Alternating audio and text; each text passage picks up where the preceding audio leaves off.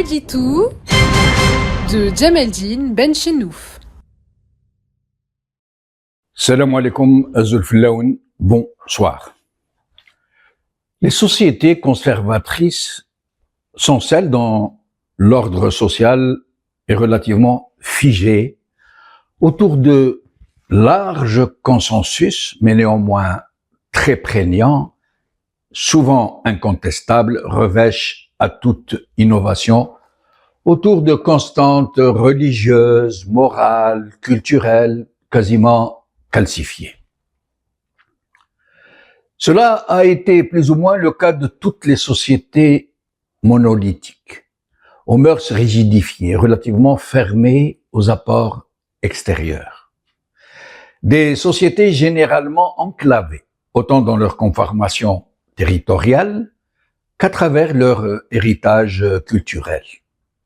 Des sociétés qui fonctionnent en vase clos,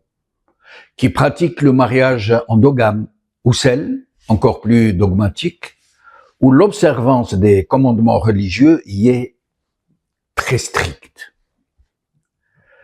Cela a été longtemps le cas au sein de toute l'humanité, avant que les moyens de transport ne se facilitent, avant que la circulation des idées ne se généralise de plus en plus massivement, de plus en plus rapidement, avant que les civilisations ne se propagent et ne se répandent et ne répandent les mœurs désormais dominantes pour les asseoir, à leur tour, en mode de vie et en dogme, et ainsi de suite, jusqu'à la situation actuelle dans le monde où le brassage des ethnies, des cultures, des religions même, on est arrivé à uniformiser d'une certaine façon et de plus en plus largement autant les appartenances ethniques que celles de la culture, des mœurs, de la tolérance religieuse, mais aussi de l'intolérance religieuse, parce que l'une et l'autre voyagent de la même manière, se servent des mêmes vecteurs, même si elles se développent et se pratiquent différemment, la première par l'ouverture et la bienveillance, et l'autre par la violence et la censure. Mais je voulais entrer dans ce sujet des sociétés qui changent ou qui ne changent pas, ou qui changent très difficilement, par un autre angle, celui, dans le cas des sociétés qui changent, souvent malgré elles, celui de la débâcle sociétale, civique, morale, alors que cela aurait dû être le contraire. Oui, malheureusement, et si en effet certaines sociétés se bonifient et aèrent leur façon d'être et de vivre en ouvrant tout grand leurs portes et leurs fenêtres, en adoptant de nouvelles mœurs et en s'ouvrant à des apports sociopolitiques qui leur permettent de se débarrasser de ce qui gênait leur marche vers demain, vers le meilleur, vers plus de démocratie, plus de justice, plus de dignité, plus de solidarité,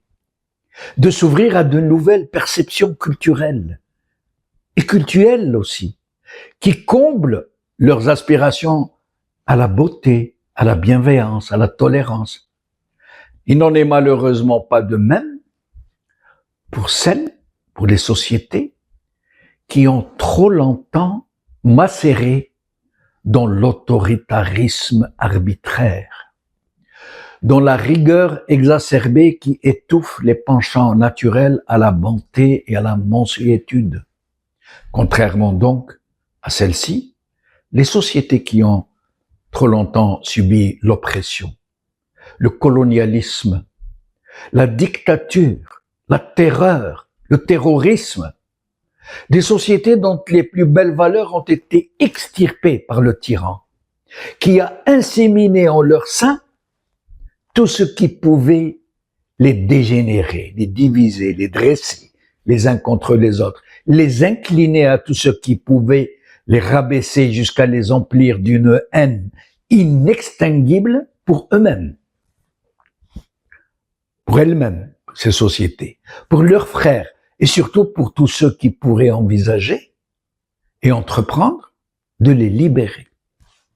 du despote. Dans ces malheureuses sociétés qui sont toutes dans un besoin urgent de thérapie collective, de catharsis, de sursaut salvateur et d'abord d'une révolution culturelle pour se débarrasser du chardon,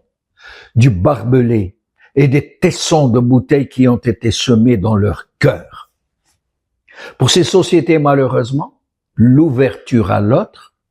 qui a été permise par ces nouvelles autoroutes de la communication, Internet,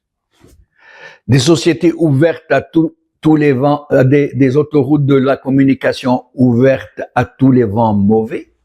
qui véhiculent le bon et le malsain aussi, du profitable et du toxique aussi, et surtout des masses d'infections existentielles. L'ouverture de ces sociétés à ces nouvelles méthodes, à ces nouveaux moyens de communication. Ces sociétés trop gravement affectées par les vicissitudes politiques qu'elles ont subies sont littéralement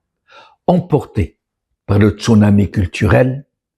entre guillemets bien sûr, qui les emporte, qui les fracasse et les atomise, qui les vide du peu de valeur qu'il leur était resté. Un seul exemple, pour rester dans le seul domaine que ce modeste Iditou traite tous les jours, celui de l'Algérie, observez combien notre société déjà très mal en point à cause de tout ce qui lui a été infligé,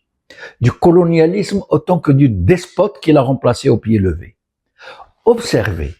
comment la société algérienne a dégénéré en profondeur depuis l'avènement de l'Internet, qui aurait pourtant dû la faire accéder à l'harmonie des peuples heureux, lui ouvrir les yeux sur la vraie nature du despote, sur les possibilités qu'il y a désormais possibles pour s'organiser, se structurer, pour se libérer de la dictature, instaurer une véritable démocratie, sauver son pays et les générations futures, se cultiver, s'ouvrir au monde, se débarrasser des vieilles toiles d'araignée qui l'oppriment et dans le même temps faire revivre ses valeurs perdues, sa culture assassinée. Cela n'a pas été le cas, malheureusement. Bien au contraire. Jamais, en quelques années seulement, nous n'avons sombré aussi profond. Un seul indicateur, si vous voulez vous faire une idée. Allez visiter les espaces d'influenceurs et surtout d'influenceuses des aides, dont les abonnés se comptent en millions par jour. Dans le même temps, où les publications des militants les plus lumineux, ceux-là qui appellent à libérer le pays du despote, sont littéralement désertés.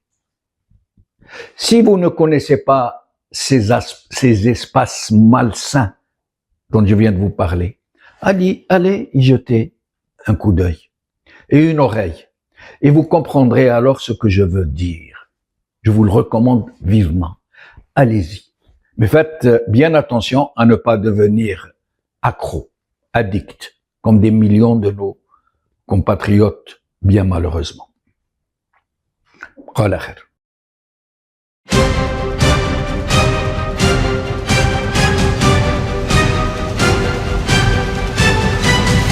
L'éditou de Djemeldine Benchenouf.